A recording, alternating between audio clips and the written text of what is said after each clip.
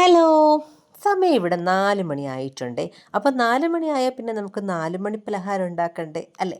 അപ്പോൾ ഞാനിന്ന് ഉണ്ടാക്കാൻ പോകുന്ന 4 മണി പലഹാരം എന്തെന്ന് വെച്ചാൽ നമ്മുടെ ചക്കയപ്പമാണ്.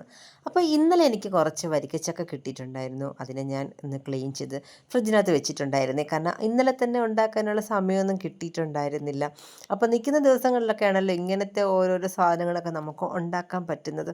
അപ്പം അതിലേക്ക് വേണ്ടിയിട്ട് നമുക്ക് ആദ്യം കുറച്ച് ശർക്കര ഒന്ന് മെൽറ്റ് ചെയ്തെടുക്കാം. ആദ്യമേ പറയട്ടെ, ഞാൻ ഇതുണ്ടാക്കാൻ വേണ്ടി വല്ല എക്സ്പേർട്ടൊന്നും അല്ല കേട്ടോ. ഞാൻ ഇതൊരു കുക്കിംഗ് വീഡിയോ പോലെ ചെയ്യുന്നതുമല്ല. ഞാൻ ഉണ്ടാക്കുന്ന കാര്യം നിങ്ങളെ കൂടി ഒന്ന് കാണിച്ചു തരാമെന്ന് വിചാരിച്ചു, അത്രയേ ഉള്ളൂ.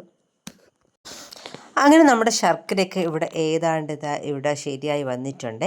ഇനി അതിനെ നമുക്ക് തണുക്കാൻ വേണ്ടിയിട്ട് മാറ്റി വയ്ക്കും. ആ സമയത്തേക്ക് നമുക്ക് നമ്മുടെ ഈ ചക്കയുണ്ടല്ലോ അതിനൊന്ന് മിക്സിയിലിട്ട് നന്നായിട്ട് പേസ്റ്റ് പോലെ നന്നായിട്ടൊന്ന് അരച്ചെടുക്കാമേ.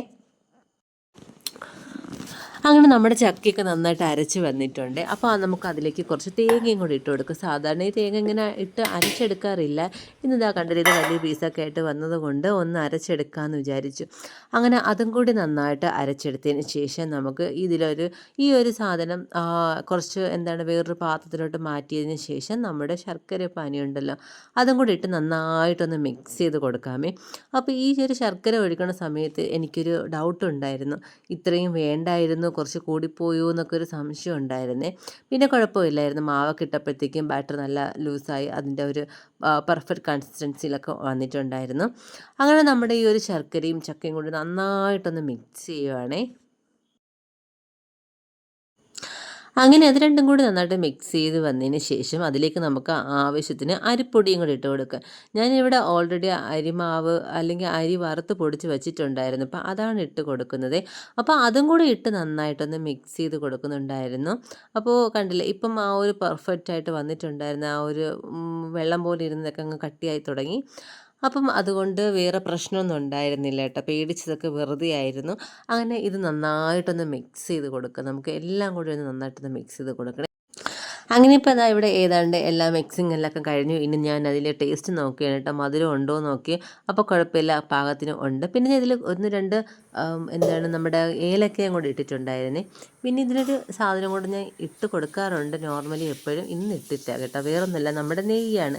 എനിക്ക് ഈ നെയ്യും കൂടി ഇതിട്ട് ഒഴിച്ച് കൊടുക്കുമ്പോഴത്തേക്ക് ലാസ്റ്റ് ഇങ്ങനെ ഓപ്പൺ ചെയ്യുമ്പോൾ അതിൻ്റെ ഒരു സ്മെല്ല് വരും കേട്ടോ. അതെനിക്ക് ഭയങ്കരമായിട്ട് ഇഷ്ടമാണ്, ആ ഒരു നെയ്യുടെ മണമൊക്കെ. ഇന്നിപ്പോൾ എൻ്റെ കയ്യിൽ നെയ്യ് ഉണ്ടായിരുന്നില്ല, അതുകൊണ്ട് ഇടാനും പറ്റില്ല. എന്നാലും കുഴപ്പമില്ല കേട്ടോ, നമ്മുടെ ഇലയൊക്കെ നല്ല സൂപ്പറായിട്ട് കിട്ടിയിട്ടുണ്ടായിരുന്നു.